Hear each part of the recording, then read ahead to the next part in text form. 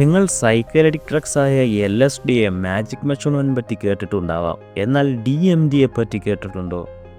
DMT dimethyl ട്രിപ്റ്റമിൻ ഒരു psychedelic drug ആണ്. പക്ഷേ LSDയെ മാജിക് മഷ്റൂമിനെ പോലല്ല DMT ഒരു ഷോർട്ട് ആക്ടിങ് ഡ്രഗ് ആണ്. DMT നമ്മുടെ ബോഡിയിൽ പെട്ടെന്ന് മെറ്റാബോളൈസ് ആകും. അതുകൊണ്ട് തന്നെ ഇത് 10 മുതൽ 20 മിനിറ്റ് വരെ ഉള്ളൂ ഇതിൻ്റെ എഫക്റ്റ്. എന്നാൽ LSDയെയും മാജിക് മഷ്റൂമിനെയും പോലെ ഹൈലി എഫക്റ്റീവായ ഒരു ഡ്രഗ് കൂടിയാണ് DMT അറിയപ്പെടുന്നത് തന്നെ കിങ് ഓഫ് സൈക്കഡെലിക്സ് എന്നാണ്. കാര്യം വേറൊന്നുമല്ല, നമ്മുടെ റിയാലിറ്റിയെ നല്ല രീതിയിൽ ബെൻഡ് ചെയ്യാൻ പറ്റുന്ന ഒരു സൈക്കഡെലിക് ഡ്രഗാണ്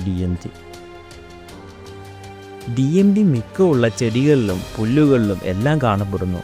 കൂടാതെ മാമൽസിലും മനുഷ്യൻ്റെ ബ്രെയിനിലും DMT കാണപ്പെടുന്നു എന്നാണ് കണ്ടെത്തൽ. മനുഷ്യൻ്റെ ഏറ്റവും ഇമ്പോർട്ടൻ്റ് ബ്രെയിനായ നിയോ കോർട്ടക്സിലും DMT കാണപ്പെടുന്നു.